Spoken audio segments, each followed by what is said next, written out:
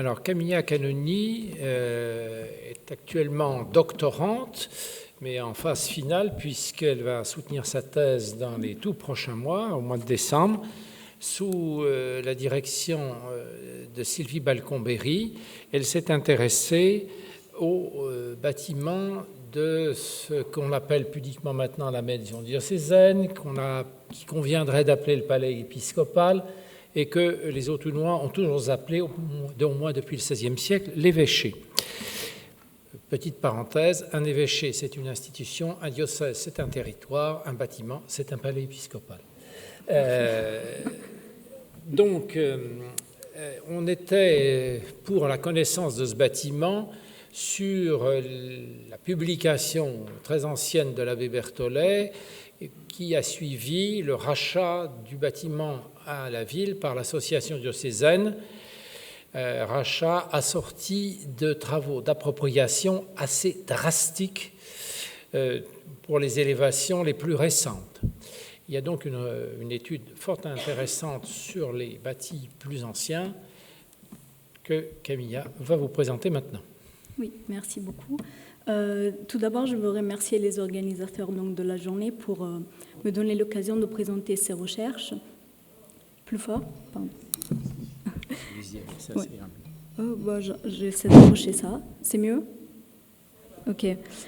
Donc, mes recherches qui portent effectivement sur ce bâtiment, qui fait partie du groupe épiscopal d'Autun, à côté de la cathédrale Saint-Nazaire, de vestiges de Saint-Nazaire et des bâtiments canoniaux. Comme André l'a dit, ce bâtiment, vous le connaissez, et vous le connaissez en général sous l'appellation d'évêché, même si elle est impropre. Et vous l'avez sûrement aperçu depuis la place son hémicycle du cardinal Perrault, et vous l'avez peut-être aussi visité. Il s'agit d'un bâtiment singulier dans le paysage monumental français, car il accueille depuis le VIe siècle, même si avec quelques interruptions bien sûr, mais il accueille encore aujourd'hui la résidence de l'évêque, ce qui n'est pas le cas des autres palais épiscopaux français. En regardant ce bâtiment, depuis la cour d'entrée actuelle, on devine qu'il a une origine médiévale, en particulier par cette grande tour ici crénelée, mais dans son ensemble, l'évêché apparaît plus comme un édifice moderne, suite à une grande série de restaurations qui ont unifié tous les bâtiments préexistants et qui ont surtout uniformisé les façades, principalement cette façade-là qu'on voit le plus clairement ici. Et pourtant, sous toute cette enveloppe moderne se cache dans une grande complexité d'agencement et aussi de succession stratigraphique, l'architecture du bâtiment des origines et toutes les transformations qu'il a subies à l'époque médiévale. L'étude de ce bâtiment, il est très intéressant parce qu'il donne un aperçu détaillé de ce qui pouvait être les demeures urbaines des élites médiévales et de leur évolution sur une très très longue période qu'est le Moyen-Âge. En effet, le palais épiscopal au Moyen-Âge désigne un complexe de bâtiments, pas seulement une résidence, mais il a des fonctions diverses et très variées, qui comprennent bien sûr des pièces d'habitation et des pièces de service pour l'évêque, mais pas seulement, aussi pour tous ses serviteurs et ses subalternes.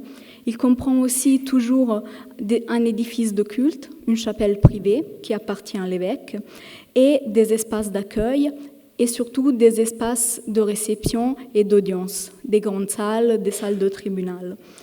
Et parce qu'il faut comprendre en fait que l'évêque au Moyen-Âge est un seigneur ecclésiastique, il administre l'évêché et la communauté des fidèles, mais il est aussi un seigneur temporel, il est toujours issu de l'aristocratie, il possède de nombreux biens et de nombreuses terres, et il se réserve un mode de vie qui nécessite un palais, qui est l'expression donc de son pouvoir, mais aussi de l'évolution historique de son rôle et de ses fonctions.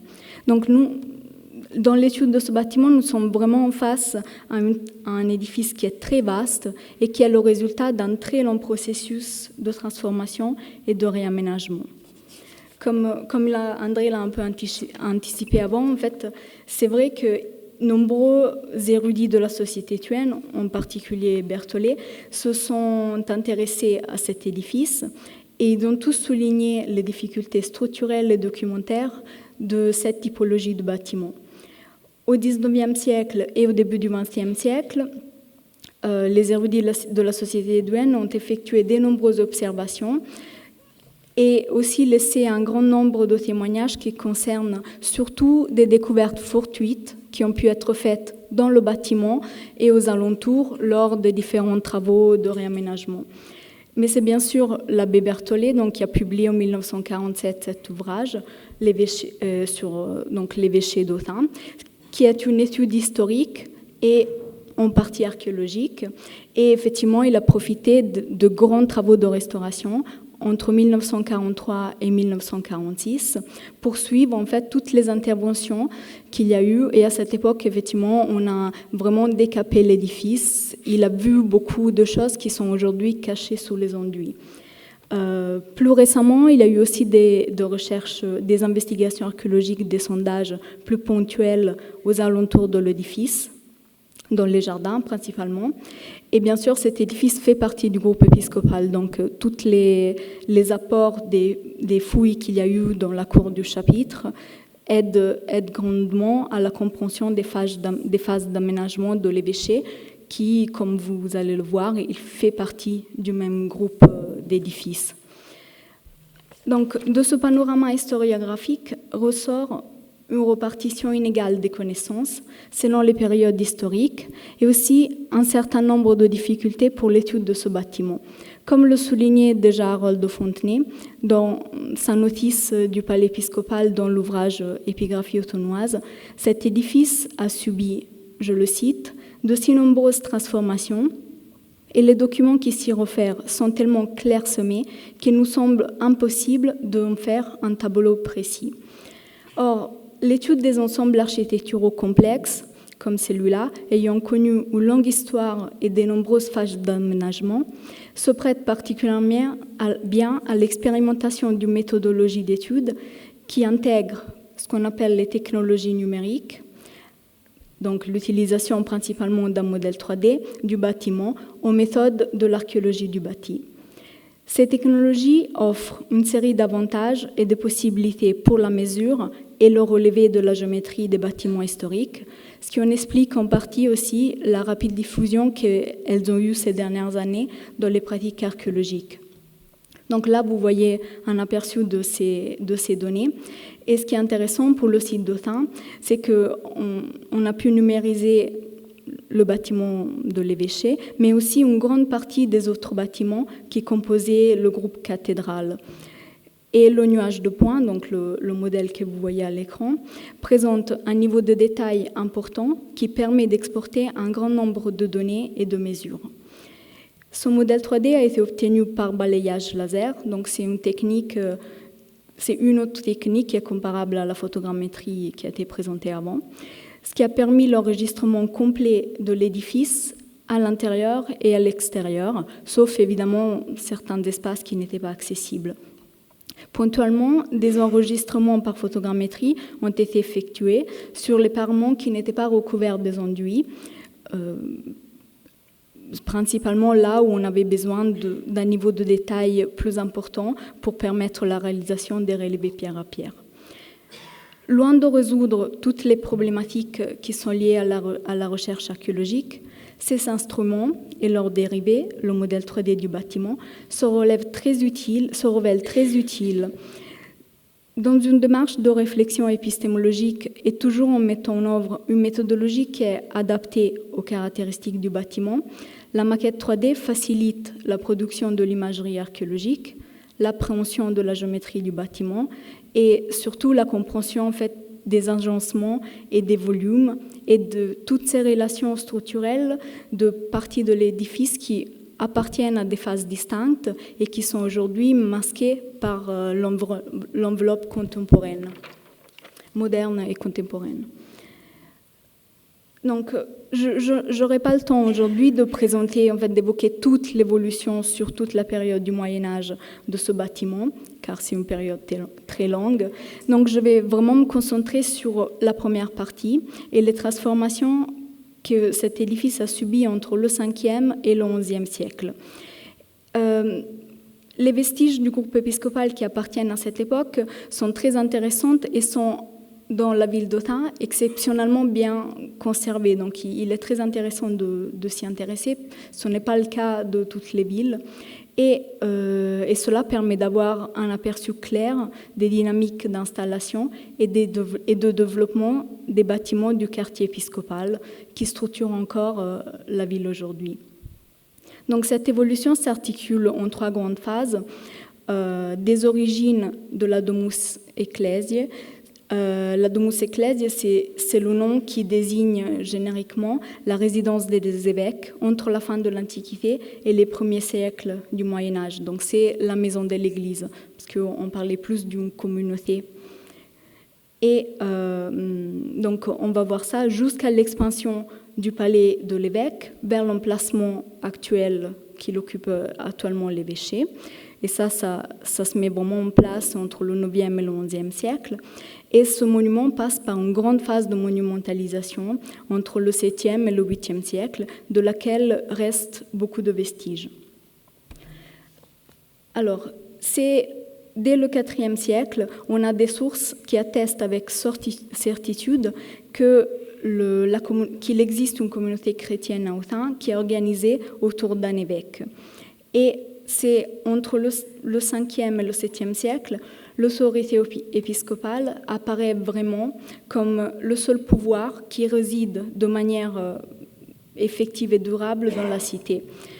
Et l'évêque, à cette époque, il administre la ville, lance d'importantes campagnes édilitaires et contribue vraiment au renouvellement de la topographie des villes et de la construction de nouveaux édifices. Et ce phénomène est très bien constaté à Autun. Et le premier complexe épiscopal, vraiment le complexe des origines, prend place effectivement ici, au cœur du castrum, donc la partie plus élevée de la ville, la pointe sud, qui, à peu près à cette époque, on va le voir juste après, est fermée par ce monument donc, que vous connaissez, l'enceinte réduite. Et cette structure est très importante pour l'étude de ce bâtiment, parce que comme vous pouvez le voir ici sur le plan, elle constitue vraiment l'épine dorsale de ce que sera le bâtiment de l'évêché plus tard et encore aujourd'hui. Il est construit sur l'enceinte et à cheval de l'enceinte. Nombreuses observations ont été faites au niveau du flanc sud-est de cette fortification, le flanc qui passe par l'évêché. En 1883, Harold de Fontenay a pu voir à l'emplacement numéro 3 ici sur le plan des vestiges du rempart et d'une structure qu'il interprète comme celle d'un escalier descendant à une poterne.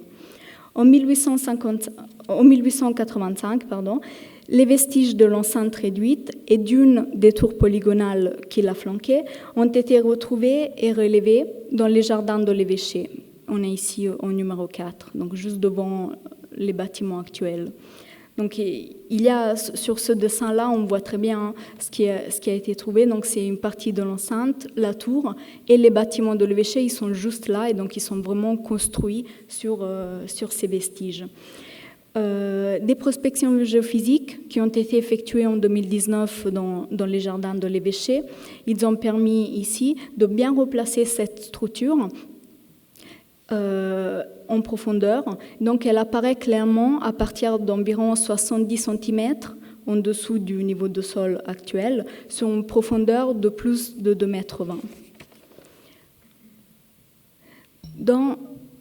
Dans les caves au nord de l'évêché, donc dans cette zone-là, les vestiges de l'enceinte et d'une des tours polygonales qui avait déjà été observées par Charles Boel, on le voit ici, il en a laissé un plan très précis, ont clairement été identifiés lors des observations archéologiques menées en 2018 dans les jardins occidentaux de l'évêché par le service archéologique de la ville avec la collaboration de Sylvie Balcombery.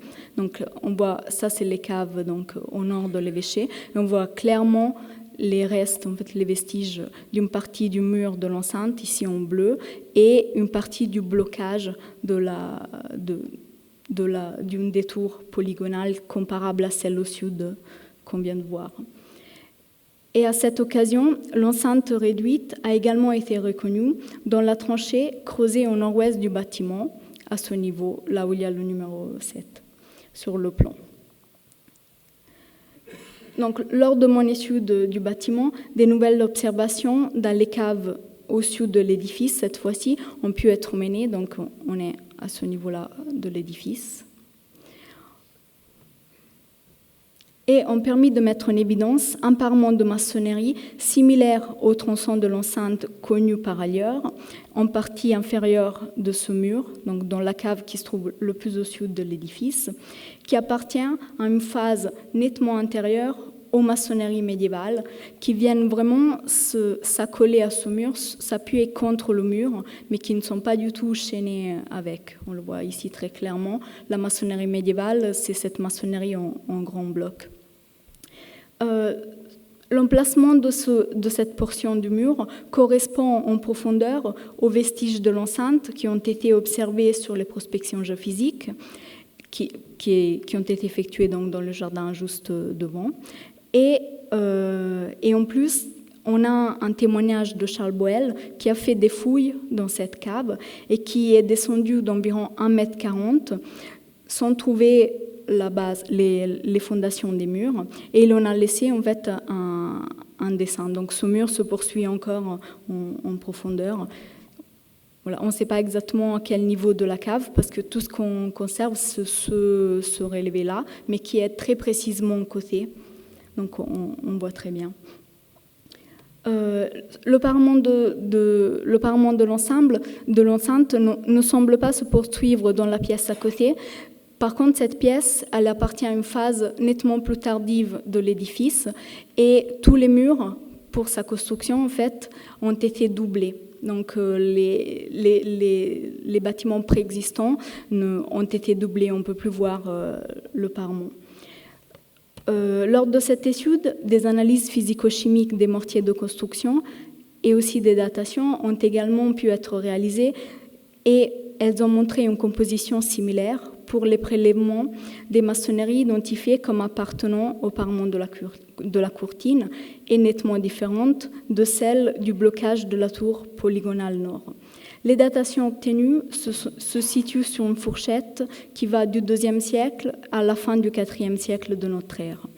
S'agissant de datations qui sont effectuées sur les charbons de bois présents dans les mortiers, il faut prendre des précautions car cette méthode ne date pas directement la construction du monument. En tout cas, les hypothèses traditionnellement retenues pour l'enceinte réduite la situent à la fin du IVe siècle de notre ère, donc en concomitance avec l'installation des premiers bâtiments de la résidence de l'évêque. Et il apparaît vraiment clair que le premier groupe épiscopal est créé à l'ombre de ces tours polygonales qui flanquent l'enceinte. Et ça a très bien été mis en évidence par les investigations archéologiques qui ont eu lieu dans l'actuel cours du chapitre, où on a retrouvé un édifice de grande dimension qui s'installe à partir du IVe siècle sur une demeure antique, donc on le voit en D ici, et qui a été identifié par les archéologues comme la première domus ecclesiae, qui est bâti et occupé par les premiers évêques d'Autun. Cet édifice est de grande dimension et il présente une grande salle, de belles factures et richement décorée, ce qui laisse supposer une fonction d'accueil et de réception.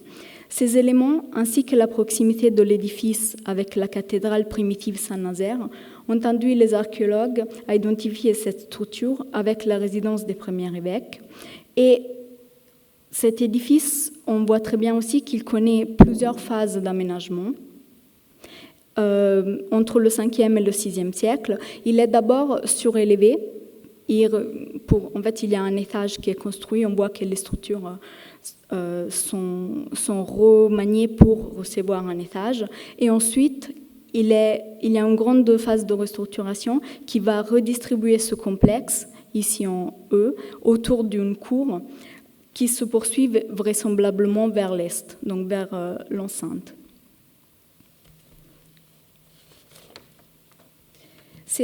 C'est à la phase suivante, donc au cours du 7e, 8e siècle, que ce complexe subit une grande phase de monumentalisation et se redistribue sur 2 grandes ailes autour du portique qui avait été construit à l'époque précédente.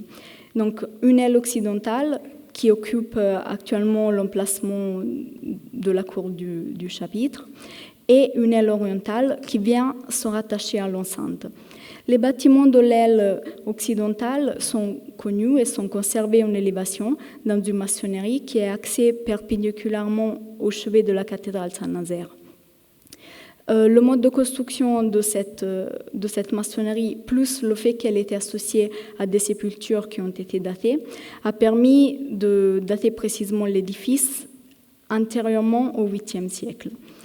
Du côté oriental de cette demeure, l'enceinte subit aussi un certain nombre de modifications et c'est particulièrement à cette époque que les tours polygonales de l'enceinte réduite sont remplacées par des structures médiévales de plan rectangulaire. Ces structures sont très bien conservées dans les caves au nord de l'édifice, donc ici, où sont visibles les vestiges de structure qui s'élèvent sur une partie du mur de courtine et de l'enceinte réduite. Cette structure médiévale est composée de grands blocs de remploi antiques qui sont conservés sur 3 murs visibles à l'intérieur des caves, mais aussi à l'extérieur du côté des jardins de l'évêché. Au sud, il y a aussi une autre tour rectangulaire, donc qui fait pendant à celle du nord, comme les tours polygonales de l'enceinte. Elle est aussi probablement construite à cette époque et pourrait correspondre à la première phase de cette grande tour qui est connue aujourd'hui avec l'appellation de tour Saint-Léger. En tout cas, c'est à cette époque que Berthollet attribue, en se basant sur les observations qu'il a pu faire au niveau du mur sud de cette tour, qui aujourd'hui ne peut pas être observé parce qu'il y a des enduits qui le cachent à tous les niveaux de l'édifice. En tout cas, Berthollet indique que cette maçonnerie est plus épaisse et désaxée par rapport aux autres murs de la tour, ce qu'on voit aussi sur le plan, et ces autres murs, ils sont reconstruits au début du XIIIe siècle. Et ce mur sud, nous dit Berthollet, ne présente pas de chaînage avec les autres murs qui sont construits contre le mur. L'appellation traditionnelle de la tour, donc tour de Saint-Léger, pourrait aussi être un indice pour sa datation. Léger fut évêque d'Autun au 7e siècle et c'est intéressant de le relier à ce personnage, mais il faut aussi faire attention parce que les sources nous disent qu'il a mené plusieurs campagnes en fait, de construction. Et là, notamment, on a des sources, donc sa vie, qui dit qu'il a reconstruit sa demeure et aussi les murs de la ville et une partie de la cathédrale.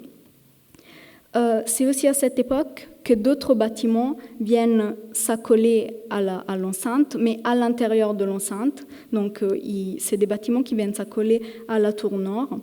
Et le parement de la tour nord, qui est visible depuis le jardin occidental, il présente encore les traces de ces maçonneries en gros blocs de remploi qui sont associés à une série d'éléments, donc une porte, une cheminée et un solin de toit qui montrent clairement des bâtiments qui se prolongeaient à l'intérieur, donc vers le chevet de Saint-Nazaire. Et toujours pour cette époque, les recherches récentes ont permis de mettre en évidence pour cette phase du bâtiment, une autre construction qui est conservée dans les caves de l'édifice au niveau du corps de bâtiment ouest. C'est en particulier grâce à l'utilisation du scanner laser pour le relevé du site qui a permis l'obtention de plans très précis des caves de l'évêché, y compris des parties qui étaient très difficilement accessibles, en fait, qu'on ne voyait pas du tout.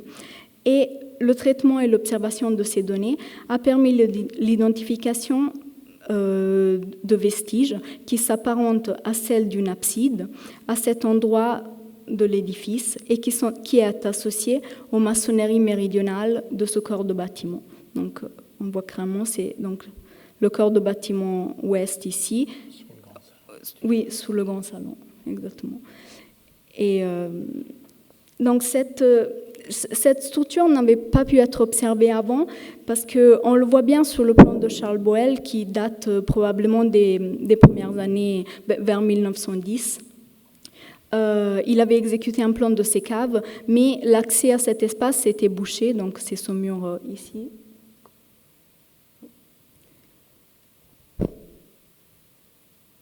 Voilà, ici, était bouché, ce qui expliquerait aussi pourquoi Berthollet n'évoque pas du tout cette structure dans son ouvrage, alors qu'il a vu vraiment l'intégralité du bâtiment. Ces éléments permettent de restituer une église orientée et parallèle à la cathédrale Saint-Nazaire. Et ce bâtiment pourrait être identifié avec l'église Sainte-Croix, qui est mentionnée par une charte de 853 et conservée dans le cartulaire de l'église d'Autun, publié par Charmas. Dans ce document, le roi Charles le Chauve ordonne au comte de restituer à l'évêque les édifices qui lui avaient été usurpés. Et parmi tous les édifices qui sont cités dans cette charte, l'église Sainte-Croix. Le texte dit clairement que cette église se situe près de l'enceinte de la ville et d'une voie. Et la charte, elle donne aussi les dimensions de ce bâtiment qui présente des proportions très allongées. En fait, la charte dit qu'il fait environ 40 mètres de longueur et 8 mètres de largeur. Plusieurs hypothèses ont été émises par l'historiographie concernant l'emplacement de cette église. Et en particulier, Berthollet, il l'a situé ici sur son plan, donc à l'extrémité sud de l'édifice, de l'emprise actuelle de l'évêché. Et l'emplacement de Saint-Nazaire avait aussi été évoqué pour cette église qui n'était connue que par cette charte. Alors, bien sûr, rien ne permet d'affirmer avec certitude que les vestiges de cette abside reconnue dans les caves de l'évêché soient l'église Sainte-Croix. Néanmoins, cette structure se trouvait à proximité de l'enceinte de la ville, comme on vient de le voir, donc qui était juste ici derrière, et d'une voie qui peut être restituée ici, à cet emplacement, comme semble l'indiquer la présence de la poterne qui a été observée par Fontenay et la cristallisation dans le parcellaire d'un alignement de bâtiments se poursuivant entre l'évêché, la limite sud du cloître ici et la place Sainte-Barbe. Berthollet, qui est le premier à mettre en évidence le système de terrasses structurant la topographie de la ville, avait déjà identifié cette voie qu'il appelle une rue transversale formant un angle droit avec la rue principale du castrum. Donc c'est cette rue-là qui relie la porte des Bancs et la porte de Breuil. Il suppose que cette rue fut déviée vers l'actuelle impasse de l'évêché, qui est juste à côté, ici, à partir du XIIe siècle. Et c'est effectivement en ce moment qu'il y a des bâtiments qui appartiennent à l'évêque qui sont construits à cet endroit.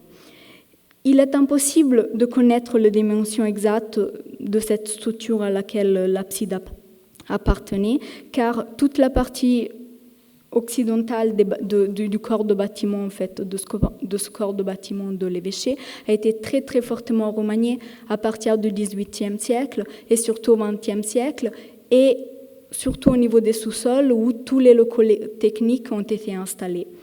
Et en plus, toute la moitié nord de ces caves n'est pas du tout accessible. Donc il faudrait faire des sondages pour voir clairement les limites de cet édifice. Cependant, les dimensions données dans la charte correspondent à l'espace disponible entre l'enceinte réduite et le mur de soutènement, donc entre l'enceinte ici et ce mur-là, qui est le mur de soutènement de l'actuelle cour du chapitre, où se développe le cloître à l'époque médiévale, et qui correspond exactement à l'endroit où se situent les bâtiments ouest de l'évêché. On pourrait supposer que cette construction vient compléter le paysage monumental de la ville, peut-être dès le 7e ou 8e siècle, comme le laisse supposer le mode de construction des maçonneries, qui est comparable à d'autres maçonneries qui ont été retrouvées dans la cour du chapitre et qui sont datées avec précision par la stratigraphie. Dans la charte, de plus, il est dit que cette église Sainte-Croix est en ruine et détruite en 853, ce qui laisse supposer une date de construction antérieure. Et par ailleurs, on sait qu'il y avait une église Sainte-Croix qui faisait partie du groupe épiscopal de Lyon de le 7e siècle. Cependant, cette structure n'a pas pu être datée avec des méthodes archéométriques. Dans la stratigraphie générale de l'édifice, elle est abandonnée et perturbée dès le 9e siècle par l'installation de bâtiments dont les fondations ont été observées par Berthollet. Et le mur qui est venu boucher l'abside ici est un mur de refond qui est destiné à accueillir toutes les structures du palais de l'évêque qui, on le voit très bien sur la coupe qui est là, vont prendre au fil des siècles, de plus en plus d'auteur dans cette partie orientale du castrum.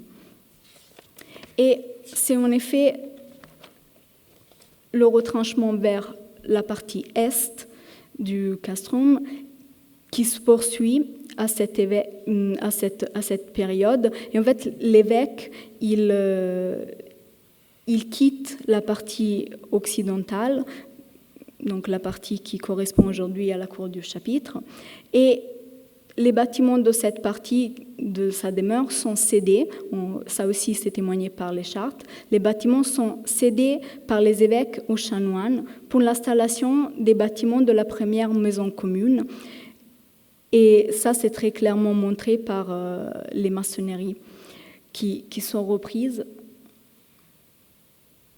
Voilà. On a eu maçonnerie, en fait, la maçonnerie déjà, où on avait déjà des témoignages des bâtiments de la résidence de l'évêque à l'époque précédente, est reprise et intégrée aux premières installations du cloître, ici. En effet, cette époque, donc la fin du 8e siècle, début du 9e siècle, correspond à l'introduction du règle ecclésiastique qui prévoit la création d'une communauté de moines séculiers, le collège des chanoines, qui vont être désormais en charge de la liturgie de l'évêque et qui vont souvent être en conflit avec l'évêque.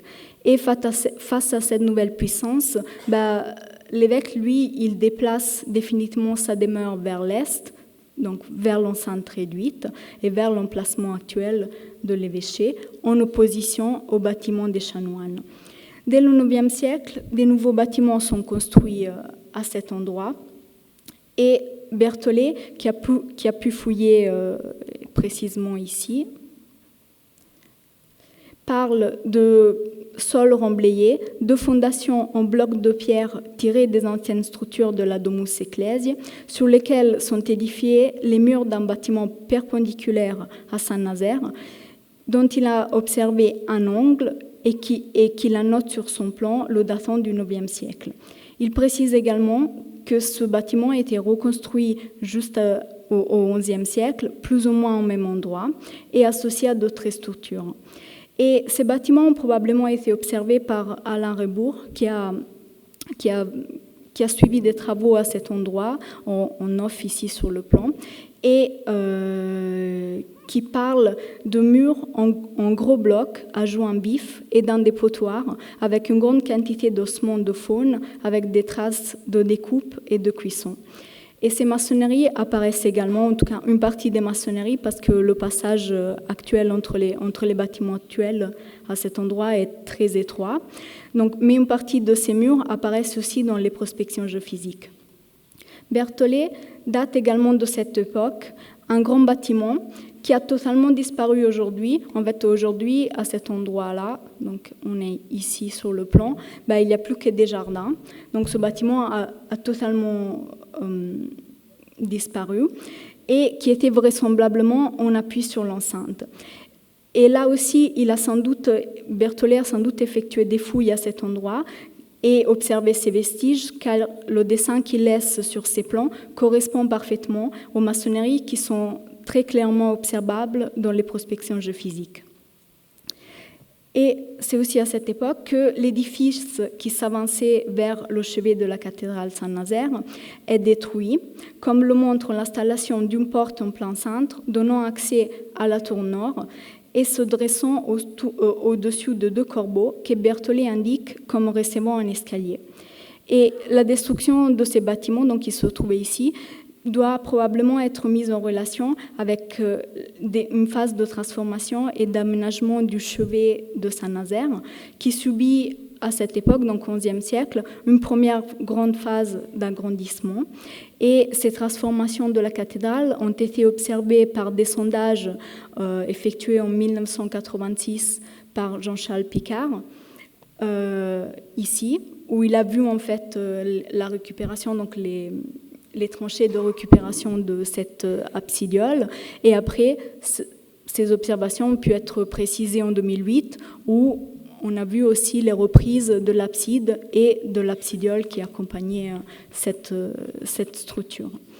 Et c'est également à partir du IXe siècle que la maison épiscopale semble se déplacer au sud et franchir cette limite qui était la voie transversale. Et c'est à ce moment qu'on vient construire les bâtiments dont j'ai parlé tout à l'heure, qui sont adossés au tronçon de l'enceinte, donc ces bâtiments en gros blocs, qui sont adossés ici à cette partie de l'enceinte, et auquel est associé un départ de voûte en plein cintre, ici, qui sera repris par la suite, enfin plus tardivement, avec la construction donc d'une voûte en arc brisé. Ces constructions sont comparables aux reprises carolingiennes des maçonneries présentes sur le site du cloître. Donc la fin du XIe siècle et le début du XIIe siècle correspondent à un grand moment, à un grand tournant dans l'histoire ecclésiastique, suite à la réforme grégorienne par laquelle l'institution ecclésiale s'extrait de façon définitive des structures territoriales civiles et se dote d'une territorialité propre et d'une administration qui devient de plus en plus hiérarchisée et centralisée. Et dès le XIe siècle, le pouvoir de l'évêque, il ne cesse de croître et il rentre en concurrence directe avec les seigneurs laïcs, à Autun, tout d'abord avec le duc de Bourgogne.